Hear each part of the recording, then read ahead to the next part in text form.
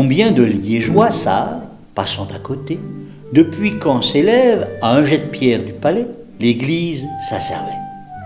La bâtisse est là depuis bientôt 11 siècles. Autant dire qu'elle en a vu passer des malheurs. Le terrible incendie criminel du 21 août 1981 qui fit voler en éclats les vitraux séculaires, le toit et la plupart des trésors mobiliers qui se trouvaient à l'intérieur. L'édifice aujourd'hui semble survivre, léthargique, mais dont la beauté ressurgit dès qu'on s'en approche, malgré son toit à plat. L'argent manque pour une restauration digne de l'âge vénérable du bâtiment, et sans doute celui-ci restera-t-il longtemps défiguré. Servet fut le premier évêque de la cité de Tongres, où il mourut en 384 après avoir évangélisé la région. C'était un saint très populaire chez nous au Moyen-Âge, et on l'invoquait facilement, à vrai dire, pour tout et n'importe quoi. Le débonnaire saint Homme passait pour s'être promené là où devait s'élever la future église et qu'il rêva, pendant une sieste à l'ombre d'un chêne, qu'un prêtre lui consacrerait un jour une chapelle au même endroit. Légende encore une fois, je suppose. Peut-être, mais comment savoir? Si on retrouve un selfie au pied du chêne. À cette époque, les environs devaient être déserts et ressembler à ce paysage arboré, car alors Liège n'était qu'une poignée de cabanes sur le Publiémont. 5 siècles et demi plus tard, la légende parvint aux oreilles de Richer, évêque de Liège en 920. Frappé par la prédiction, le prélat se sentit le devoir de la réaliser. C'est en tout cas ce que rapporte la chronique de Jean d'Outremeuse, dont on sait l'intérêt qu'il portait non pas à la vérité historique, mais aux belles histoires. Ainsi donc, l'an 933, Richer fit bâtir une chapelle. Oui, on peut bien douter de l'histoire, mais la chapelle, elle a bien pu exister. Il y en a eu tellement sur nos collines. Oui, pourquoi pas une chapelle en mémoire de Servet? Ouais. Il y en a eu tellement dans la région. Oui, t'as raison. Enfin, c'est ce que j'ai lu. Voilà. Beaucoup de chapelles furent dédiées à Saint-Servais, sans même parler de sa basilique à Maastricht. De toute évidence, les bâtisseurs de la version restaurée de l'église au XIIIe siècle y croyaient, puisqu'ils gravèrent le millésime sur un blason mural.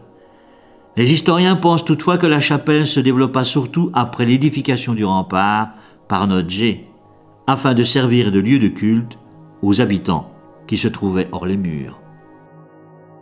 Il y eut une grande série de reconstructions pour cette église. On pourrait dire de malchance. L'église romane de l'évêque Richer avait été bâtie en grosses pierres de grès houillé, comme à peu près toutes les autres églises de la région. Mais de cette première version, il ne reste rien, si ce n'est la base de la tour.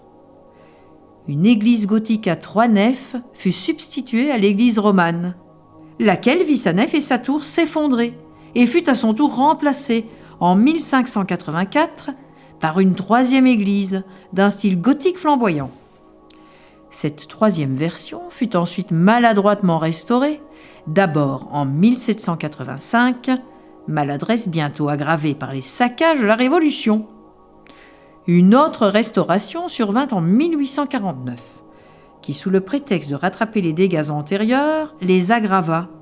Enfin, en 1875, une ligne ferroviaire passait sous Pierreuse et montait vers Bruxelles le long de la rue du même nom. Ces travaux cyclopéens ébranlèrent les vieux murs, qui se lézardèrent et il fallut les réparer. Nouvelle restauration de 1883 à 1891.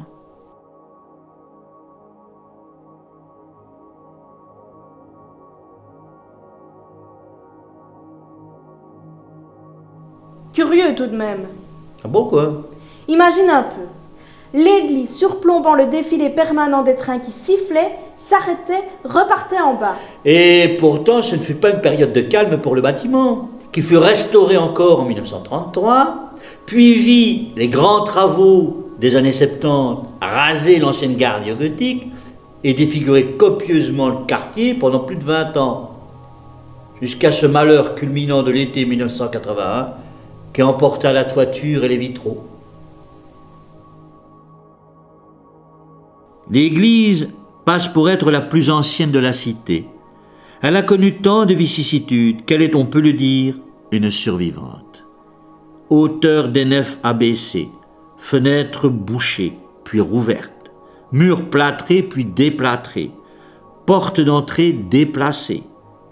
Classée en 1950, l'église n'a pas encore obtenu les fonds nécessaires à la réparation de ses nombreuses blessures. Bien plus abîmée que Notre-Dame en avril 2019, elle n'a pas, hélas, le prestige de sa cadette parisienne.